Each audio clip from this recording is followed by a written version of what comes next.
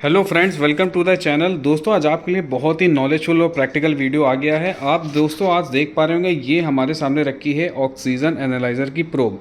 दोस्तों इसका ट्रांसमीटर भी होता है इसके साथ में, उसके बारे में हम बाद में डिस्कस करेंगे। सबसे पहले आपको आज ये डिस्कस करके बताएंगे कि ऑक्सीजन एनालाइजर कितना क्रिटिकल डिवाइस है, इसका वर्किंग प्रिंसिपल क्या है, इसके आगे जो जिरकोनिया सेंसर लगता है वो काम कैसे करता है। सबसे पहले तो आपको यही समझना ज़रूरी है। उसके बाद हम इसके अंदर के असेंबली को बाहर निकाल के भी आपको दिखाएंगे कि इस प्रोब के अंदर आखिरकार जो वर्किंग है वो होती कैसे है। तो सबसे पहले आपको मैं बता दूं, ये ऑक्सीजन एनालाइजर काम किस लिए आता है। दोस्तों ये हमारा लगता है किसमें, हमारे एपीएच के इनलेट में आप बोल दे या फिर इकोनोमाइजर आउटलेट में बोल दे, वहां पे हम फ्लू गैस में ऑक्सीजन कितनी है उसको मेजर करने के लिए लगाते हैं, क्योंकि ऑक्सीजन के मेजरमेंट से हमें ये हेल्प मिलती है कि बॉयलर का कंबशन कैसा चल रहा है। तो ये तो हो गई प्रैक्टिकल बात जो बॉयलर के लिए यूज होता है। ये इसका जो ऑक्सीजन है वो रेफरेंस क्यों यूज होता है। अब बात करते हैं ये काम कैसे करता है। दोस्तों आपको पता है इस प्रोब के एंड में यहाँ पे क्या होता है, जिरकोनिया सेंसर लगा होता है। बीच बीच में आपकी स्क्रीन पे ड्राइंग भी आएगी ताकि आपको क्लियरिटी हो जाए कि जो असेंबली आपको यहाँ दिख रही है वो इंटरनली और एक्चुअल में जब ये चीज़ें लग जाती है तो कैसे दिखती है। दोस्तों इसका मैंने जिरकोनिया सेंसर निकाल के रखा हुआ है। जिरकोनिया सेंसर जो है इसके आगे माउंट होता है। आप देखेंगे ये मेरे हाथ में जो है दोस्तों, ये है जिरकोनिया का सेंसर। जिरकोनिया एक दोस्तों एक मटेरियल होता है ZiO2।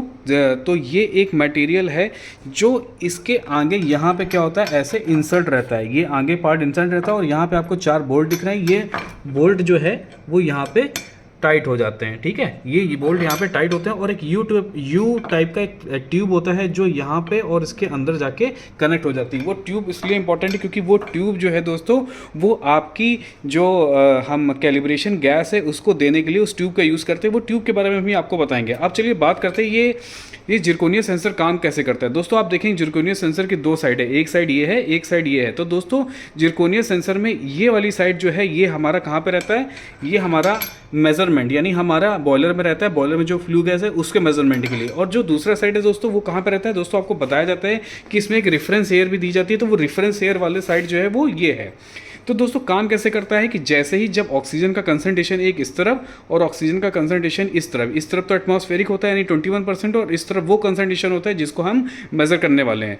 तो कंसंट्रेशन डिफरेंस होने की वजह से और दोस्तों तो होने की वजह से ये क्या करता है, एक मिली वोल्ट जनरेट करता है। और मिली वोल्ट एक कंडीशन पे ही जनरेट करेगा दोस्तों। आपको पता है ये जिरकोनिया सेंसर का कंसंट्रेशन जो है वो तब मूवमेंट करता है जब इसका टेम्परेचर जो है 750 डिग्री सेल्सियस तक पहुंच जाता है। दोस्तों ये जिरकोनिया सेंसर 750 डिग्री सेल्सियस के नीचे काम नहीं करता है। इसीलिए दोस्तों यहाँ पे क्या होता है, एक हीटर असेंबली है। आप देख रहे होंगे ये यहाँ पे कुछ ब्लैक सा है क्योंकि यहीं पे वो हीटर असेंबली है जहाँ पे ये जिरकोनिया सेंसर में एक्चुअल हीटिंग प्रोड्यूस होती है। हीटिंग प्रोड्यूस होने की वजह से आयन के कंसंट्रेशन के डिफरेंस होने की वजह से मूवमेंट का ऑक्सीजन आयंस का मूवमेंट स्टार्ट होता है। और जब मूवमेंट स्टार्ट होता है तो आपको पता है जब भी इलेक्ट्रॉन मूव करते हैं तो किसी तरीके का पोटेंशियल जो है वो डिफरेंस क्रिएट होता है। वो जो पोटेंशियल होता है उसको हम क्या करते हैं दोस्तों, ये प्रोब जो है उसे मेज़र कर लेता है और मेज़र करके ट्रांसमीटर में पहुँचा देता है। और वो ट्रांसमीटर में उसको कन्वर्ट करके 4 to 20 मिली एम्पियर की फॉर्म में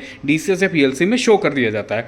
अब दोस्तों इसका जो कंसंट्रेशन होता है वो आप एक साइंटिफिक नर्नेस्ट इक्वेशन आपने सुना होगा। नर्नेस्ट वोल्टेज बोलते हैं उसे, जो प्रोड्यूस होता है एक नर्नेस्ट इक्वेशन है। हाँ दोस्तों आपने ये नर्नेस्ट इक्वेशन जरूर सुनी होगी, ये पीएच में यूज होती है। तो वही सेम नर्नेस्ट इक्वेशन यहाँ पे भी यानी वही प्रिंसिपल लागू होता है। उस प्रिंसिपल को अप्लाई करके हम वोल्टेज निकालते हैं। तो चलिए अब चलते हैं, अब आपको अंदर की असेंबली खोल के दिखाते हैं और हीटर, ताकि आपको ये पता चल सके कि आखिरकार ये इसके अंदर जो हीटिंग असेंबली है और उसके अंदर के कनेक्शन है और जो रेफरेंस एयर का ट्यूब है वो कैसा होता है, ठीक है।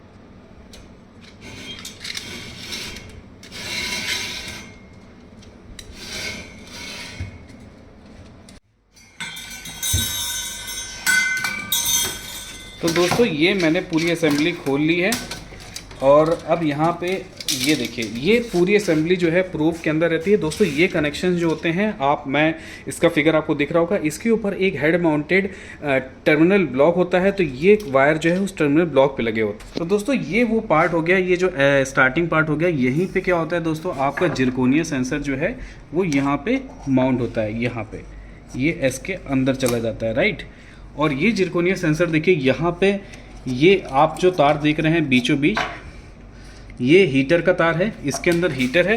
हीटर की कॉइल आपको दिखाऊं तो मैं आपको ये कॉइल दिखेगी, ये हीटर की कॉइल है। तो ये, और इसके अंदर एक सिरामिक की कोटिंग भी है दोस्तों, ठीक है।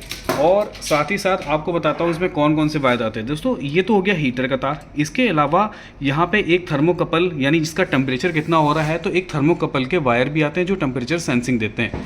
साथ ही साथ एक वायर ये आता है आपका, जो आपका सेल वोल्टेज, यानी कितना वोल्टेज क्रिएट जनरेट हो गया है, वो मेज़र करता है। साथ ही साथ कोल्ड जंक्शन के लिए, यानी सीजे का वायर होता है, कोल्ड जंक्शन कंपनसेशन के लिए, टेम्परेचर के लिए यूज़ होता है, वो वायर यहाँ पे आते हैं, राइट। तो टोटल 4 टाइप के वायर आते हैं यहाँ पे। और ये पार्ट जो है ये हीटर है। हीटर को अगर आपको चेंज करना है तो ये असेंबली आपको चेंज करनी पड़ती है, और अगर आपको जिरकोनिया सेंसर चेंज करना है तो आगे से चेंज करना पड़ता है।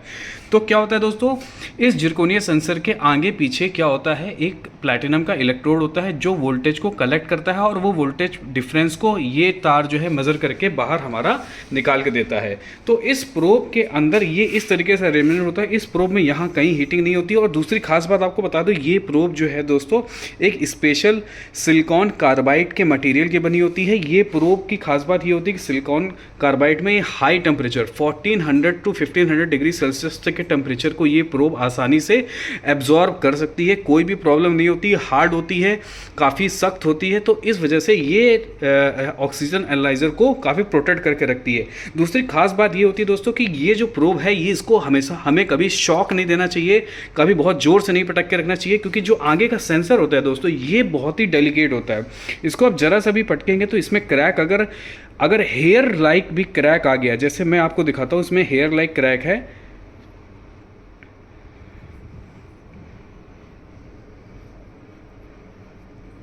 आप ध्यान से देखिए यहाँ पे, अगर मैं थोड़ा सा जूम कर पाऊँ इसको तो आपको यहाँ पे, हाँ बिल्कुल यहाँ पे ये जो पॉइंट है यहाँ पे एक छोटा सा क्रैक दिख रहा होगा। इस इतने से क्रैक के कारण भी ये वैल्यू जो है वो प्रॉपर नहीं दे पा रहा है। तो आप समझ गए होंगे कितना डेलिकेशन से, कितना संभाल के इस प्रोब को रखना होता है। तो दोस्तों अब आपको समझ में आ गया कि इंटरनली इस हीटर असेंबली के आगे ये लग जाएगा हमारा जिरकोनिया सेंसर। जिरकोनिया सेंसर के आगे एक यू टाइप की ट्यूब कनेक्ट हो जाएगी। और देखिए एक ट्यूब आपको दिखाता हूँ ट्यूब। तो दोस्तों आप इसको जब टर्न करते हैं तो देखिए एक ये ट्यूब आ रही है, ये ट्यूब आपको दिखेगी यहाँ पे एंड हो गई है, राइट। ये ट्यूब है, ये आपकी एंड हो गई है, और ये आपके ऊपर जो क्लैंप लगा होता है उसमें अटैच होती है, क्योंकि यहाँ पे आपको रेफरेंस एयर भी देनी होती है। दोस्तों वोल्टेज कब क्रिएट होगा, जब एक तरफ आप रेफरेंस ऑक्सीजन देंगे और एक तरफ आपकी मेजरमेंट ऑक्सीजन आएगी। तो ये हो गया रेफरेंस का। और एक ट्यूब इसमें दोस्तों पहले से इंसर्ट होती है, आगे लगी होती है। ये आपको इस असेंबली के आगे यहाँ पे जो पॉइंट है यहाँ पे निकली हुई होती है अलग से, ये जो पॉइंट है, राइट। तो यहाँ पे आपकी आती है वो वाली गैस जब आप इसको कैलिब्रेट करने के लिए देते हैं, यानी यहाँ पे इसके ऊपर ट्यूबिंग लगी होती है। ट्यूबिंग से आप जो है 0% या 8% की गैस देते हैं, जिससे ये गैस जो है वो यहाँ पे जब सेंसर लग जाता है तो इसके अंदर एक ट्यूब, ऊपर से एक ट्यूब डाली जाती है जो इस अंदर वाली ट्यूब से अटैच हो जाती है।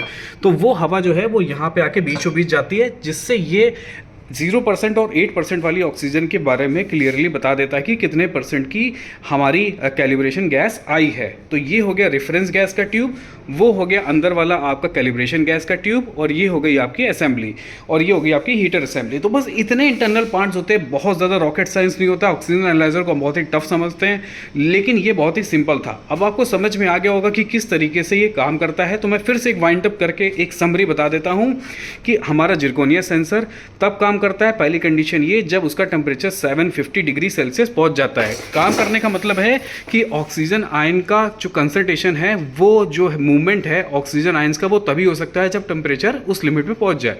जब टेम्परेचर पहुंच गया तो आयंस जो है बाहर का कंसंट्रेशन और रेफरेंस एयर का कंसंट्रेशन का डिफरेंस की वजह से इलेक्ट्रॉन का मूवमेंट स्टार्ट हो जाता है, और इलेक्ट्रॉन का मूवमेंट की वजह से वोल्टेज जनरेट होता है, और वो वोल्टेज जो होता है नर्नस्ट इक्वेशन के अकॉर्डिंग डिराइव होता है, और वो वोल्टेज जो है ट्रांसमीटर जो है इन वायर के थ्रू सेंस कर लेता है, और हमें ट्रांसमीटर जो है 4 to 20 मिली एम्पियर फॉर्म में कैलिब्रेट करके, वैल्यू में कन्वर्ट करके हमें दे देता है। तो ये छोटा सा बेसिक प्रिंसिपल था। मुझे उम्मीद है दोस्तों आपको इस ऑक्सीजन एनालाइज़र के बारे में काफ़ी सारी डिटेल क्लियर हुई होंगी। अगर इसमें अभी भी कोई डाउट है तो प्लीज़ मुझे कमेंट करके बताएं, मैं इस पर एक बहुत अच्छा एक्सप्लेनेशन हम लोग कर सकते हैं। आप हमसे कमेंट में डिस्कस करिए, और इस तरीके की किसी और प्रैक्टिकल टॉपिक पे वीडियो चाहते हैं तो मुझे बताएं, मैं पूरी कोशिश करूँगा कि उस टॉपिक पे वीडियो आपको ला के दूँ। Thank you.